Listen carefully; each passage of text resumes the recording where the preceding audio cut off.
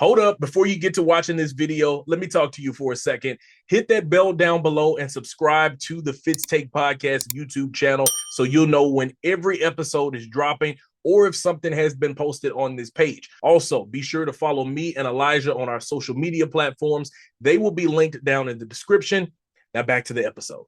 Stay in the college football world where the Clemson Tigers dropped their opener to the number 1 overall Georgia Bulldogs, 34-3. In that game, the Tigers were only able to muster up a single field goal, and it came in the third quarter. With that being said, there's been a lot of disparity around Dabo Swinney on how he does not dabble in the portal. He does not get players out of the portal.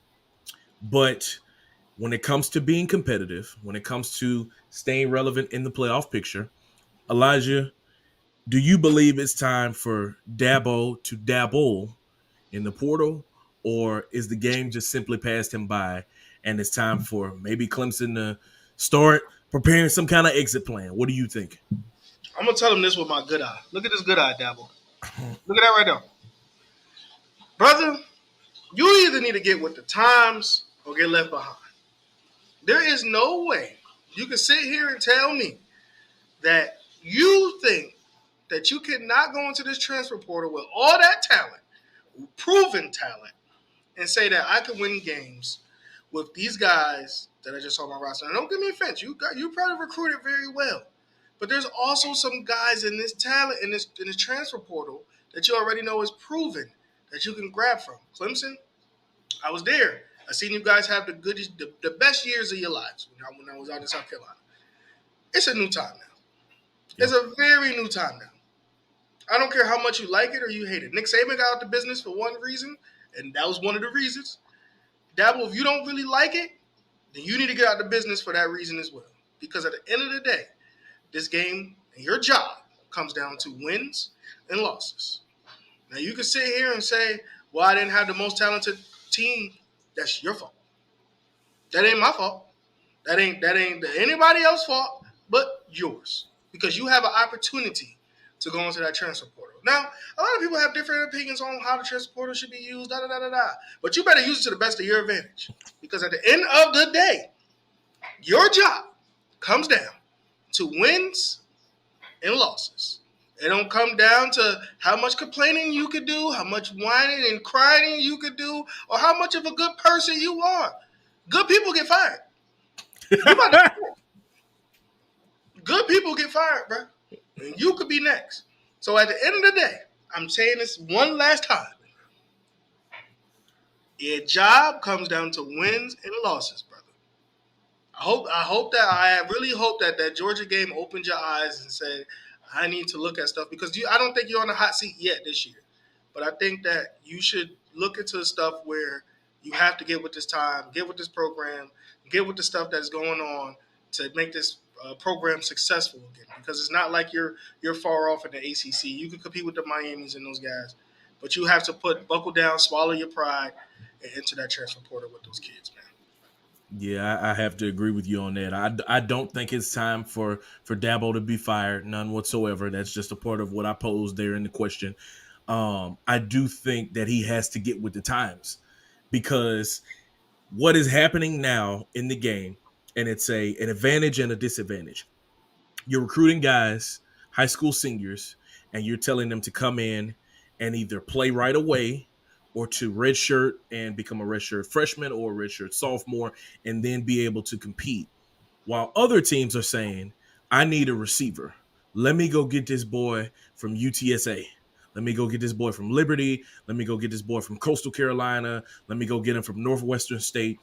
Give him some racks. Come up here, and he's going to play with me. And he's already a proven talent. And instead of getting a redshirt freshman and starting him at receiver, now I have a junior, and he's proven that he can go out and can play. And now all I have to do is just build the offense and set him in there. He already understands a route tree. He already understands how to beat a press. He's already faced off against college cornerbacks. He already understands what it takes to be a collegiate player, because that's another part of building a program. When you get high school guys, the first thing that you got to do is you have to teach them how to be a college player. I saw plenty of guys that I played with that did not make it simply for the fact that they could not maintain the schedule.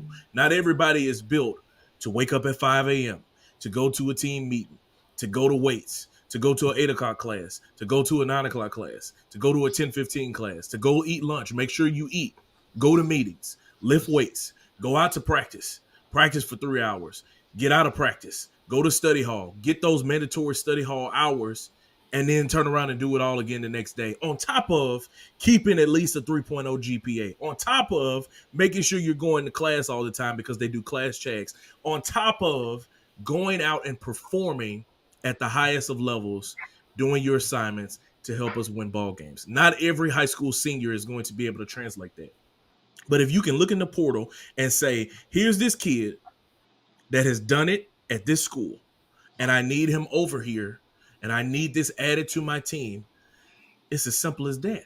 I'm going with I'm going with the most experienced thing. It's kind of like, you know, I wouldn't say comparing it to cars, because if you buy a new car versus a used one, you kind of want the new car. So I'm not going to use that. I don't know what analogy I would use, but simply put, Dabo has to get with the times, because in this sense, you're just constantly putting yourself behind the eight ball. You're putting yourself in positions where you're going to have a redshirt freshman or a redshirt sophomore going against a senior, going against a junior, and they're going to be better because they're going to have more experience. If you asking a redshirt freshman that's never played a true down of college football or a meaningful snap to line up, just think about this. You have a defensive tackle, okay? And he's not fully developed. He's not understanding gap integrity. He's not understanding the stunts and twists that you want. And you put this boy in front of an offensive lineman that transferred from Alabama. That Alabama offensive lineman winning every single time. He's going to. That's what's going to happen. No doubt about it. Because the disparity between talent and experience is just at an all-time different level now. And that's why the playing field is so spread out and even, because everybody at the top, the top teams, everybody got bread. Everybody got NIL money. Everybody got a car lot that can break off a couple $1,000s, tens of $1,000s, fifties of thousands of dollars, and give to a player. Everybody got that at the top. And so if you at the top, Dabo, your top 15 program, you probably won't be after this weekend. You'll probably drop somewhere near in the low teens, maybe even in the 20s. Because you're in that position, you not doing that, and you're not getting the results that these teams are getting, the Michigans, the LSUs, the Alabamas, all of these teams like that, you're not getting that. Because of that, you have to. Now, playing devil's advocate, you look at a team like Texas A&M. They got all money. Money ain't the issue for them. But they're not able to get the wins. You look at how, they played against Notre Dame to open the season, and Notre Dame beat them. Sometimes talent doesn't always win out, and that's true. But at least they have a dog in the fight because they have the players that are equipped to get it done. It might just come down to coaching in that sense. Dabo, you've proven that you're a pretty good coach. You're a championship caliber coach because you won titles. You've proven that. So now you're just being hard-headed. And my mama always said that a hard head made for a soft behind. And Nick Saban said on College Game Day that if you don't have the money to pay the players, then you out of luck. That's what he said. Paraphrasing, because he cussed. But if you don't have it, or if you're not doing it, then you're going to be out of luck because you're not going to be able to compete. You're not going to be in position. And ultimately, that's just going to put you in a bad spot. So hopefully, Clemson can be able to clean things up. They can be able to, move forward in this and continue to compete and possibly stay in the top 25 or anything like that. Dabo, you're not on the hot seat right now. But if you continue to stay stuck in your ways, like Elijah said, you will get left behind. And Clemson will go and try to look for the next best thing. And speaking of hot seats. Do you feel like he's hindering the program because he's not doing it? It's definitely that. It's definitely that, because now you're putting your program in a position where it's a lot of what ifs. If we had these players, what would would we have been able to compete better with Georgia? Because early on in their game, I think at halftime it was 6-3, but it was just you got to the second half and everything sputtered from there because the talent level it showed. When you have guys that are a lot better, they're gonna win. Better talent is just gonna win. That's why Travis Hunter is able to be so dominant because he's more talented than most players that he's lining up across from. That it is what it is. And that's why you have to have a dog in the fight and get the level of talent that you need out there. Now, I understand that it hurts a lot of the high school recruits that are out there. That's why you see a lot of guys that are going to G5 schools and eventually transferring up. It's changing the game. It's almost making it to where, the G5s are becoming like JUCOs. Let me go here for a year or two, put out some good tape.